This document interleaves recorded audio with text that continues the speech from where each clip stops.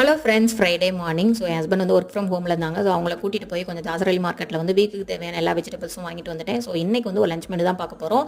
என்னென்னா மோர் குழம்பு, சேனக்கிழங்கு வறுவல். மோர் குழம்புக்கு வந்து சாம்பார் பருப்பு வந்து ஒரு 1/2 அன் ஊற போட்டு எடுத்துக்கிட்டேன். அதுக்கப்புறம் புளி ஊற போட்டு அந்த சேனக்கிழங்கை வந்து ஒரு 5 மினிட்ஸ் வந்து பாயில் பண்ணி எடுத்துக்கிட்டேன் புளி தண்ணியில். அதுக்கப்புறம் குழம்புக்கு தேவையான, அதாவது சாம்பார் பருப்பு ஊற போட்டிருந்தாலே அதில் வந்து பூண்டு, பச்சை மிளகாய் போட்டு அரைச்சி எடுத்துட்டேன். இன்னும் பக்கம் தயிரை வந்து கொஞ்சம் மோர் மாதிரி வந்து அரைச்சி எடுத்துக்கிட்டேன். ஒரு பேனில் வந்து கடுகு, சீரகம், வெந்தயம், கருவேப்பிலை, கொஞ்சம் வெங்காயம், சின்ன வெங்காயம் போட்டுக்கிறேன். இதில் வந்து வெண்டைக்காய் ஆட் பண்ணாலும் நீங்கள் வதக்கி எடுத்துக்கோங்க. அதுக்கப்புறம் நம்ம அரைச்சி வச்சிருந்த ரெண்டையும் கலந்து அவ்வளோதான். ஒரு வாட்டர் வந்து நம்ம தேவையான அளவு ஆட் பண்ணிவிட்டு சால்ட்டு போட்டு கொஞ்சம் கொத்தமல்லி ஆட் பண்ணிக்கோங்க. லைட்டாக தான் கொதிக்கும்.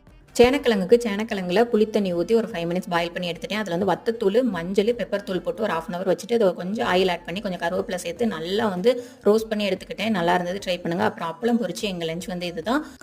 மோர் குழம்பு, சேனக்கிழங்கு வறுவல், அப்பளம். இன்னொரு இன்ட்ரெஸ்டிங் வீடியோவில் பார்க்கலாம். தேங்க்ஸ் ஃபார் வாட்சிங்.